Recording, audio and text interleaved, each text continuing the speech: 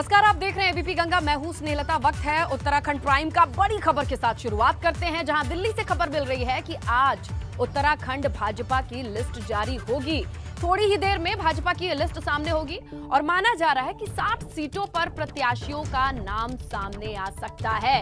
कोटद्वार, डोईवाला, द्वाराहाट, रुद्रपुर, कर्णप्रयाग में प्रत्याशी बदल सकते हैं, ये भी जानकारी मिल रही है। तो अब थोड़े देर का इंतजार और 60 सीटों पर उम्मीदवार कौन है, ये हमारे आपके सामने होगा। तो जाहिर तौर पर तमाम प्रत्याशियों के दिलों की धड़कनें बढ़ी होंगी। किसका नाम सामने आएगा, किसका नहीं रहेगा, इस पर हम जानकारी और नजर बनाए हुए आप तक जानकारी देने के लिए अविनाश तिवारी हमारे सहयोगी फोन लाइन पर मौजूद हैं। अविनाश, और कितना वक्त लग सकता है?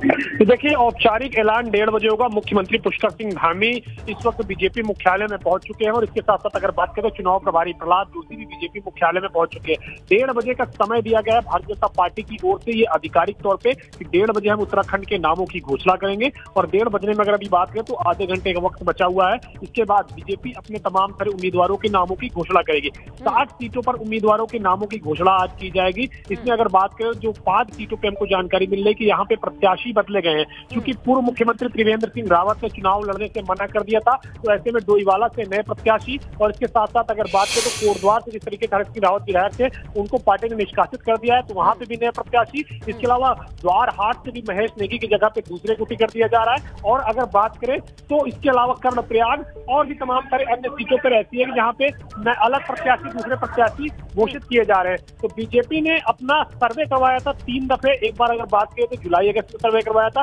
दोबारा अक्टूबर नवंबर में सर्वे करवाया था और तिबारा दिसंबर जनवरी में सर्वे करवाया था। और सर्वे के लिए जानने की कोशिश की गई थी कि जो मौजूदा विधायक उनके हैं वो जनता के बीच में किस तरीके से लोकप्रिय है, क्या उनको टिकट दिया जाता है तो क्या वो दोबारा चुनाव जीत पाएंगे। अविनाश, देखिए, अगर 60 सीटों का जिक्र किया जा रहा है और 5 सीटें जिसका नाम आपने लिया वहां पर प्रत्याशी बदले जा सकते हैं, मैं चाहती हूँ एक बार फिर से उन 5 सीटों का नाम लीजिए प्लीज। देखिए, जो 5 सीटें हैं जहां पे हमको पता चला है कि वहां पे प्रत्याशी बदले गए हैं। पहला डोईवाला है, जहां से पूर्व मुख्यमंत्री त्रिवेंद्र सिंह रावत विधायक थे 2017 में, उन्होंने चुनाव लड़ने से मना कर दिया, तो उनके जगह पे नए प्रत्याशी उतारे जा रहे हैं। इसके अलावा कोटद्वार, जहां से हरक सिंह रावत विधायक है, उनकी जगह पे अगर बात करें नए प्रत्याशी उतारा जाएगा, क्योंकि कोटद्वार से विधायक उनको पार्टी ने निष्कासित कर दिया हरक सिंह रावत को। इसके अलावा अगर बात करें तो द्वारहाट सीट है, जहां से महेश नेगी विधायक है, उनकी जगह पे दूसरे प्रत्याशी उतारा जा रहा है। रुद्रपुर, जहां से राजकुमार विधायक है, उनके जगह पे नए प्रत्याशी उतारा जा रहा है। और इसके साथ साथ कर्णप्रयाग, वहां से जो विधायक है उनकी जगह पे नए प्रत्याशी उतारा जा रहा है। ये 5 सीटें अभी तक हम लोग को पता चली है कि यहाँ पे प्रत्याशी बदले जा रहे हैं। कुछ कारण जो हरक सिंह रावत जिस तरीके से पार्टी के खिलाफ गतिविधियां कर रहे थे तो उनको पार्टी ने निष्कासित किया गया, इस वजह से सीट बदली जा रही है। वहीं अगर बात करें तो पूर्व मुख्यमंत्री त्रिवेंद्र सिंह रावत ने चुनाव लड़ने से मना कर दिया है, इस वजह से वहाँ सीट बदली जा रही है। बाकी और जो 3 अन्य जगह है वहां से प्रत्याशी इसलिए बदले जा रहे हैं कि विधायकों की जो performance report Bharatiya Janata party के इंटरनल सर्वे में आई थी वो बेहद खराब थी। अगर बात करें तो रुद्रपुर के विधायक राजकुमार इस वक्त दिल्ली में मौजूद है। पिछले 2-3 दिनों से दिल्ली में लगातार पार्टी आलाकमान से मुलाकात कर रहे थे, चाह रहे थे कि उन्हें एक बार फिर से टिकट मिले, लेकिन पार्टी आलाकमान ने उनको मना कर दिया है। तो पार्टी आलाकमान ने जिन विधायकों की टिकट करते हैं उनको साफ तौर पे बता दिया है कि आपकी परफॉर्मेंस बेहद खराब रही है, सर्वे में जो आपकी रिपोर्ट आई है वो बेहद खराब रही है। अगर आपको रिपीट किया जाता है, दोबारा से उम्मीदवार बनाया जाता है तो आपके हारने के चांसेस ज्यादा हैं। और बीजेपी ये कतई नहीं चाहती कि जहां पे भी उसका प्रत्याशी चुनाव लड़े वो हारे। वो एक ही फार्मूले के साथ चल रही, जिताऊ कैंडिडेट के साथ, और जो बेहतर चुनाव लड़ सकता है उसी को टिकट देने का काम कर रही है। बिल्कुल अविनाश, देखिए आप हमारे साथ बने रहिए। तो सर्वे और उस पर सर्वे सर्वाओं की सहमति, ये सारी चीजें आधे घंटे में स्पष्ट हो जाएंगी। हमारे साथ ब्यूरो चीफ अजीत राठी जी मौजूद हैं, जो दिल्ली की हलचल से देहरादून की धड़कनें किस तरीके से बढ़ी होंगी उसे अच्छी तरीके से भांप रहे हैं। अजीत जी। बिल्कुल स्नेहा, देखिए यहाँ धड़कनें बहुत तेज हो रही हैं और जितने भी उम्मीदवार हैं, जितने भी टिकट के तलबगार हैं, वो बहुत ही उनकी मतलब उनका सब्र, एकदम सब्र का बांध टूटने वाला है और उन्हें लग रहा है कि कितनी जल्दी लिस्ट आ जाए और उनके नामों का फाइनल हो जाए जो चुनाव लड़ने वाले हैं। जी जी। और चूंकि बहुत सारे नए उम्मीदवार भी हैं और कुछ जो पुराने सीटिंग एमएलए हैं, जितने भी सीटिंग एमएलए मैक्सिमम अपनी सीट को बचाने में लगे हुए। जैसा हमारे वरिष्ठ सहयोगी अविनाश ने बताया कि 4-5 सीटों पर जैसे कोटद्वार है, हरक सिंह रावत चले गए हैं, त्रिवेंद्र रावत है, उनको वहां से चुनाव नहीं लड़ना है। कर्णप्रयाग है, वहां के विधायक अस्वस्थ हैं, और भी बहुत सारे ऐसे जिन अलग अलग कारणों से जिन विधायकों की टिकट बदले जा रहे हैं, तो वहां नए जो चेहरे हैं, नए उम्मीदवार हैं जो सालों साल से काम कर रहे हैं, उनको अब एक उम्मीद जगी है कि कम से कम ये बड़े नेता अगर यहाँ से रुखसत होंगे तो उनका नंबर लग सकता है। तो इसी जिज्ञासा में, इसी क्यूरियोसिटी में यहाँ पर भारतीय जनता पार्टी में पूरा दिन बीत रहा है और लोगों को सिर्फ और सिर्फ केवल प्रत्याशियों की सूची का इंतजार हो रहा है। जी स्नेहलता जी। अजीत जी, 60 सीटों का नाम सामने आएगा, 10 सीटें जो बची हुई हैं, बाकी हैं, उनमें क्या हो सकता है और इन 10 सीटों के पीछे का क्या रहस्य है कि बाद में ही इनका नाम सामने आएगा? श्रीलता, देखिए, जिन 10 सीटों में बता रहे हैं उनमें डोईवाला, कोटद्वार जो अभी अविनाश ने बताया है, वही सीटें हैं जिन पर दोबारा मतलब विचार करने के बाद पार्टी उनकी घोषणा कर सकती है। तो चूंकि कुछ तो उम्मीदवार बदले जाने हैं और कहीं मजबूरी है और किसी को नए उम्मीदवार को यहाँ पर लाना, जैसे डोईवाला, कोटद्वार, कर्णप्रयाग, द्वाराहाट, तो तमाम ऐसे सीट्स हैं। जैसे हरिद्वार में भी चर्चा हो रही है कि झबरेड़ा और ज्वालापुर की सीटों पर प्रत्याशी बदले जा सकते हैं। तो पार्टी अपने हिसाब से, अपनी रणनीति के हिसाब से पार्टियों को जितने भी प्रत्याशी हैं उनको बदलने का काम कर सकती है। और चूंकि एंटी इनकम्बेंसी सत्तारूढ़ दल के खिलाफ होती है, तो उनको देखना यह है कि ऐसी कार्य योजना उनको बनाकर आगे बढ़ना होगा जिससे सरकार की एंटी इनकम्बेंसी भी ना रहे और जो लोकल एमएलए है, जैसे अभी सर्वे में बता रहे थे अविनाश की, सर्वे में किसकी लोकप्रियता कितनी है, आम ख्याति किसकी किस तरह की है, आपका प्रसिद्ध होना मैटर नहीं करता है, आप फेमस हैं ये मैटर नहीं करता, आप फेमस किस वजह से हैं, आप कुख्यात हैं या विख्यात हैं, मतलब आपकी आम ख्याति पर भी बहुत सारी चीजें इस पर डिपेंड करती हैं कि आपका टिकट रहेगा या नहीं। जी बिल्कुल अजीत जी, देखिए, और अगर 60 सीटों की बात की जाए तो 5 सीटें ऐसे निकल करके सामने है, बाकी सीटें क्या समझा जाए अजीत जी कि वहां के प्रत्याशी जानते हैं कि उन्हीं को टिकट मिलने वाली है? बिल्कुल, जैसे सर्वे में और पार्टी की ओवरऑल जो थिंकिंग डेवलप हुई है, जो इंफॉर्मेशन अलग अलग स्रोत से पार्टी को दिल्ली में और यहाँ देहरादून मिली है, तो जो पुराने प्रत्याशी हैं तो उनको मैक्सिमम संख्या में उनको उतारा जाएगा।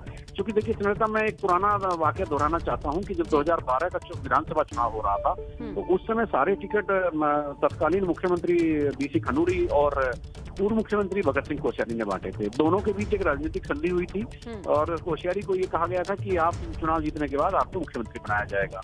तो जब दोनों ही नेताओं ने 9 टिकट काटे उस समय, और 9 टिकट काटने का मतलब समझिए कि उनमें से 3 ही लोग जीत कर आए थे। राज्य छोटा है, विधानसभाएं छोटी हैं और हर विधायक और चुनाव या विधानसभा का चुनाव लड़ने वाला व्यक्ति 2000 वोट अपने साथ लेकर चलता है और यहाँ हार जीत भी 1500 वोटों से होती है। तो इसीलिए मुझे लगता है कि भारतीय जनता पार्टी ने भी बहुत सोच समझकर टिकटों की कटिंग की होगी, किनको दिया जाना है किनको नहीं, क्योंकि यहाँ वैसा वाला मामला नहीं है जिस तरह से बड़े राज्यों में, उत्तर प्रदेश में होता है कि अगर किसी का नाम कट गया तो उससे कोई फर्क नहीं पड़ेगा। यहाँ फर्क पड़ता है, तो इसलिए पार्टी फूंक फूंक कर कदम रख रही है और देखना यह है कि ये जो सूची आएगी ये इसका स्वरूप किस तरह का होगा। जी बिल्कुल अजीत जी, अब ज्यादा वक्त नहीं है और इस सूची पे भी बहुत कुछ निर्भर करता है कि पार्टी क्या एजेंडा लेके प्रत्याशियों के नाम के साथ आगे बढ़ने वाली है। आप हमारे साथ बने रहेंगे अजीत जी, क्योंकि देहरादून से आई बड़ी खबर का हम रुख कर रहे हैं। पुरोला में कांग्रेस को झटका लगा है, दुर्गेश लाल कांग्रेस छोड़ के भाजपा में शामिल हो गए हैं। देखिए, ये भी घटनाक्रम है। नवंबर 2021 में कांग्रेस में शामिल हुए थे दुर्गेश लाल, और दुर्गेश लाल को पुरोला से बीजेपी टिकट दे सकती है, ये जानकारी आ रही है। और 2017 में निर्दलीय लड़े थे दुर्गेश लाल और 13,805 वोट मिले थे। अब ब्यूरो चीफ अजीत राठी जी से समझते हैं कि पूरा इतिहास गणित क्या इशारा करता है। अजीत जी देखिए, ये जिला उत्तरकाशी है स्नेहलता, और उत्तरकाशी सीमांत जनपद है, एक तरफ हिमाचल से मिला है, एक तरफ चीन से मिला है। ठीक है। और ये उत्तरकाशी जिला आज की तारीख में सबसे ठंडा है, लेकिन यहाँ की राजनीति आज के समय में सबसे ज्यादा गर्म है। जिस सीट का आप जिक्र कर रही हैं वो पुरोला है और वो सुरक्षित सीट है, और जहां से दुर्गेश्वर लाल पिछली बार निर्दलीय तौर पर लड़े थे और उनको 13,800 समथिंग वोट मिले थे। तो मैं आपको एक दिलचस्प पहलू उस सीट का बताता हूँ। वो आरक्षित सीट है, और जो दुर्गेश लाल है, जो पिछली बार लड़े थे, तो पहाड़ में एक मान्यता होती है कि देवताओं का उम्मीदवार यानी भगवान का उम्मीदवार, अच्छा, यानी वहाँ के देवता जो हैं किसको लड़ाना चाहते हैं। तो जब उनको टिकट नहीं मिला था, वो देवताओं के उम्मीदवार के रूप में खड़े हो गए थे निर्दलीय तौर पर। अच्छा। तो पूरा उन्होंने बहुत शानदार चुनाव लड़ा। हालांकि वो तीसरे नंबर पर रहे थे, लेकिन वहां पर पहले दूसरे तीसरे में बहुत बड़ा फासला नहीं था। तो अब आप ये बता दीजिए, ये देख लीजिए कि वो देवताओं के प्रत्याशी थे और तीसरे नंबर पर है।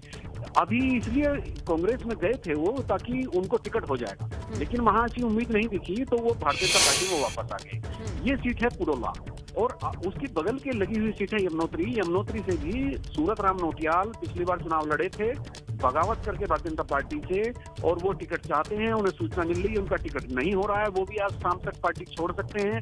उन्होंने भी 10,000 वोट लिए थे। तो उत्तरकाशी इस समय बहुत हॉट है। वहाँ 3 सीटें हैं, 3 में से 2 पर बहुत ही जबरदस्त गहमा गहमी मची हुई है, और अब देखना ये कि उत्तरकाशी शाम तक उत्तरकाशी की राजनीति किस करवट बैठती है। जी जी, तो कांग्रेस में सहमति बात ना बन पाने की वजह क्या हो सकती है अजीत जी?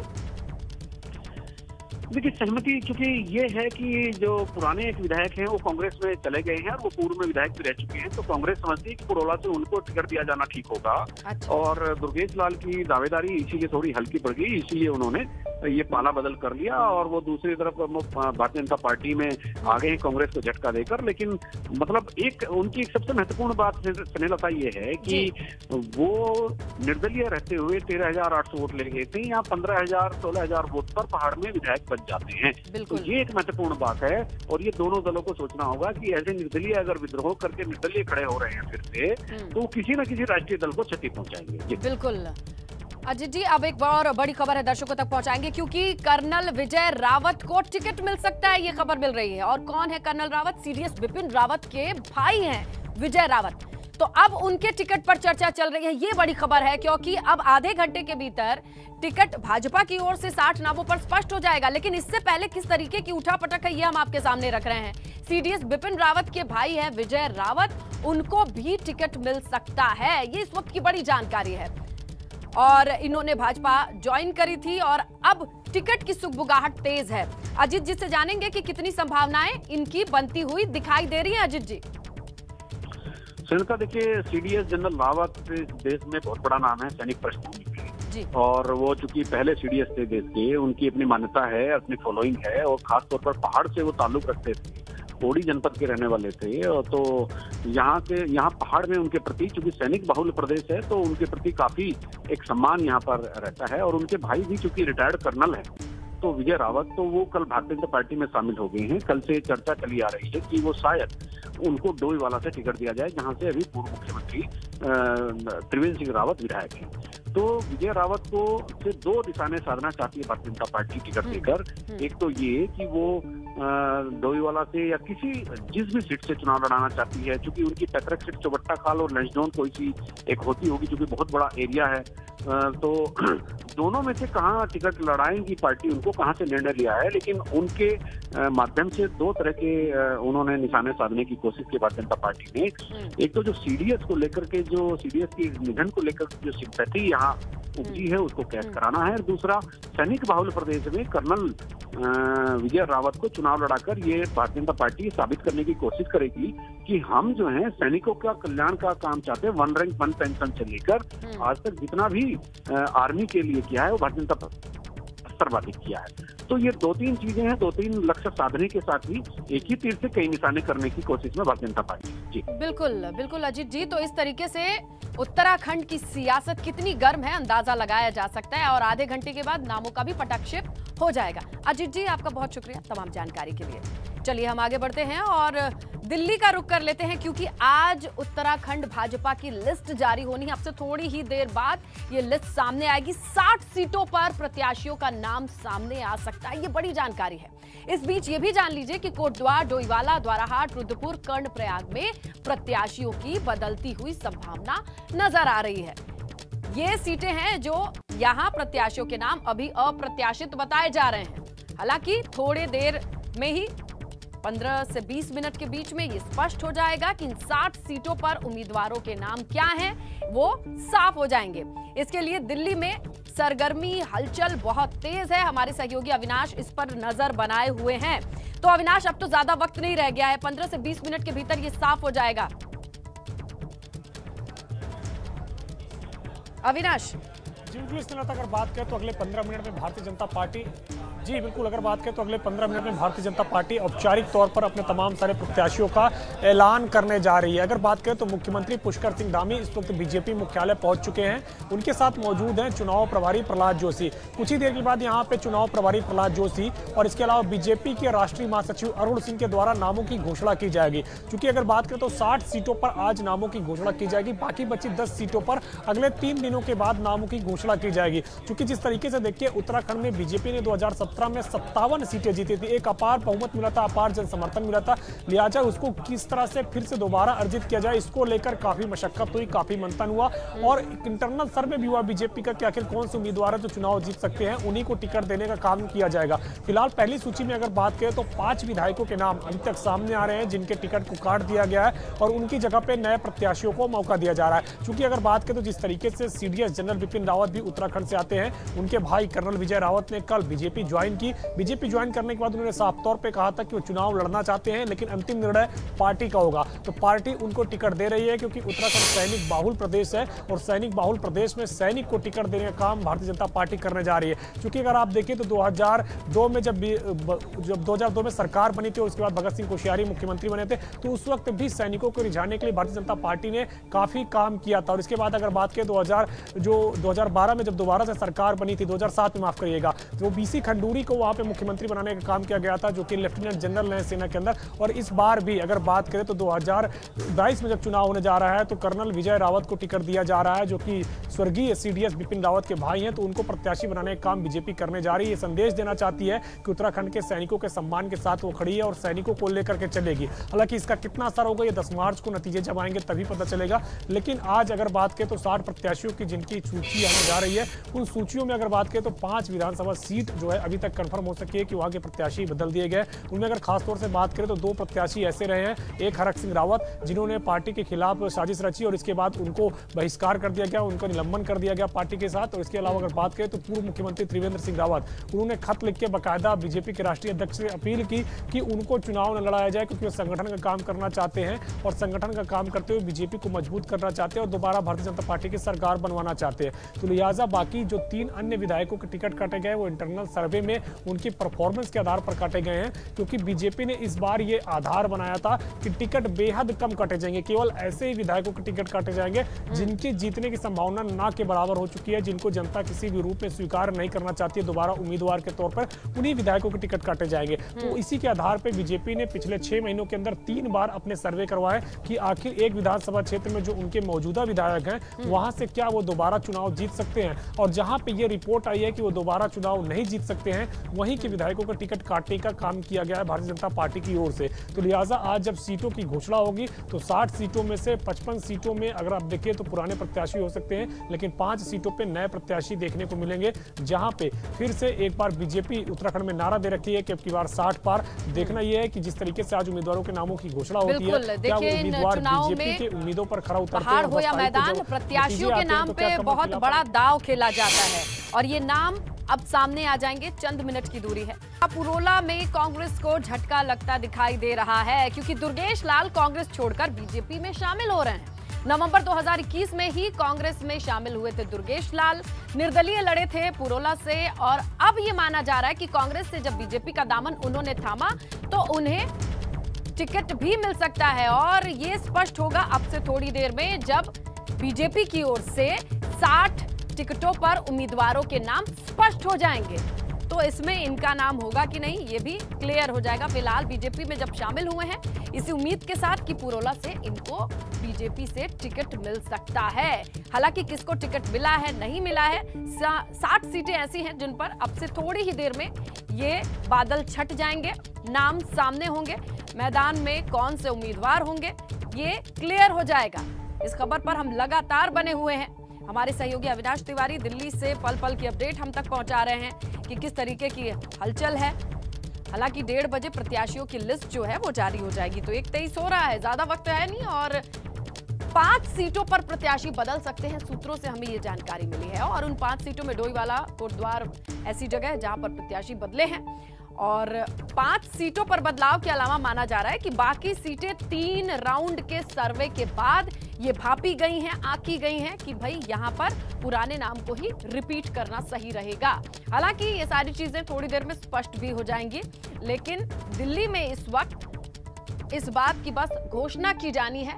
मंथन, चिंतन, सर्वे, हर एक चीज करने के बाद अब मुहर किसकी लगी है, किसके नाम पर लगी है, ये ज्यादा वक्त है नहीं, स्पष्ट हो जाएगा बीजेपी की ओर से 60 सीटों पर, जहां हमारे सूत्र ये कह रहे हैं कि 5 सीटें ऐसी हैं जहां पर नाम बदले हुए दिखाई देंगे। सीएम पुष्कर सिंह धामी दिल्ली में मौजूद है, हमारे सहयोगी अविनाश भी वहीं से रिपोर्ट कर रहे हैं, लगातार खबर पर नजर बनाए हुए हैं। अविनाश का रुख करते हैं और जानते हैं कि कोई और हलचल, कोई और सुगबुगाहट, अब तो वक्त बाकी रहा नहीं अविनाश।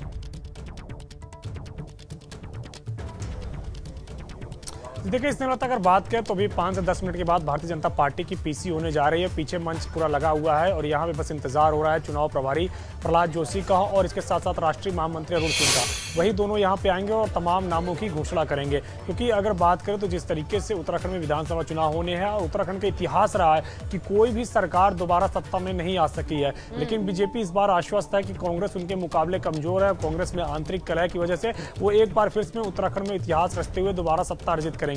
लेकिन उनकी आशा कितना ज्यादा सफलता प्राप्त करती है तो 10 मार्च को जब नतीजे आएंगे तभी पता चलेंगे।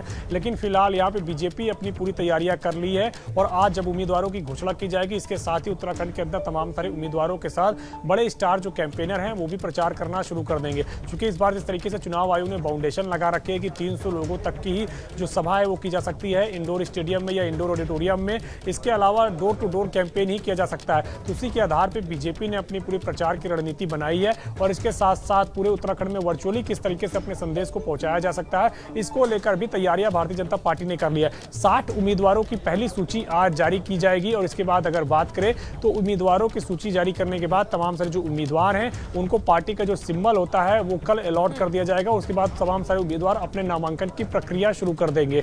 तो जाहिर तौर से बात है कि उत्तराखंड के अंदर 28 जनवरी तक अंतिम तारीख है नामांकन की, तब तक नामांकन हो जाने चाहिए और बीजेपी आज ही अपने 60 उम्मीदवारों के नामों की घोषणा करने जा रही है, जिसमें से 5 अब थोड़ी ही देर में स्पष्ट हो जाएगा कि मैदान में कौन ताल ठोक रहा है, किसके नाम पर मुहर लगी है। इस खबर पर हम बने हुए हैं।